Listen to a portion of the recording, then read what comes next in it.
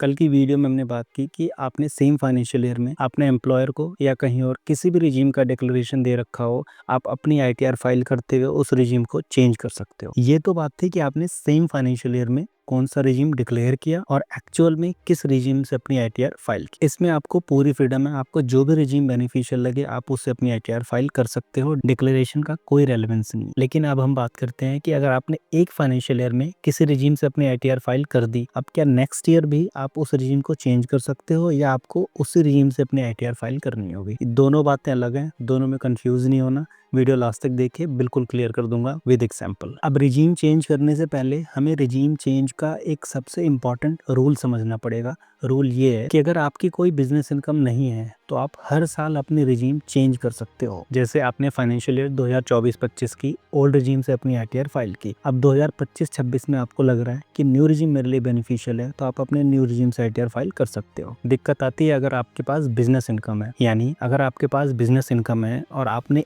एक बार new regime से अपनी आईटीआर फाइल कर दी, अब आप ओल्ड रिजीम में नहीं जा सकते हो जब तक कि वो बिजनेस है। अगर आपको ओल्ड रिजीम में फिर से स्विच करना है तो आपको वो बिजनेस बंद करना पड़ेगा। अच्छा, बिजनेस इनकम का मतलब सिर्फ बिजनेस की इनकम नहीं है, बल्कि वो इनकम जो इनकम टैक्स के हिसाब से बिजनेस प्रोफेशन हेड में टैक्स होती है। जैसे अगर आप इंट्राडे करते हो या फ्यूचर एंड ऑप्शंस में डील करते हो तो इनका प्रॉफिट कैपिटल गेन नहीं होता है, बल्कि बिजनेस इनकम मानी जाती है। अब देखो, अगर आप सैलरीड पर्सन हो और आप फ्यूचर एंड ऑप्शंस या इंट्राडे करते हो तो आपका कोई बिजनेस नहीं है, लेकिन फिर भी आपकी बिजनेस इनकम है। इस केस में अगर आपने एक बार न्यू रिजीम से अपनी आईटीआर फाइल कर ली, अब आप ओल्ड रिजीम में नहीं जा सकते हो। इसलिए मैं लोगों को सलाह देता हूं कि अगर आपको रिजीम चेंज का फायदा लेना है तो इंट्राडे और फ्यूचर एंड ऑप्शंस में डील मत करो। अब इन सबको एक एग्जांपल से सम अप करते हैं। पहले बात करते हैं कि जब आपकी बिजनेस इनकम नहीं है। देखो, डिक्लेरेशन आप किसी भी रिजीम का दे लो, उससे आईटीआर फाइलिंग पे कोई फर्क नहीं पड़ता, ये हमने बात कर रखी है। फाइनेंशियल ईयर 2024-25 में आपने ओल्ड रिजीम से अपनी आईटीआर फाइल की। फाइनेंशियल ईयर 25-26 में आपको न्यू रिजीम अच्छा लगा, आपने न्यू रिजीम चूज कर लिया। फिर फाइनेंशियल ईयर 26-27 में आपको ओल्ड रिजीम अच्छा लगा,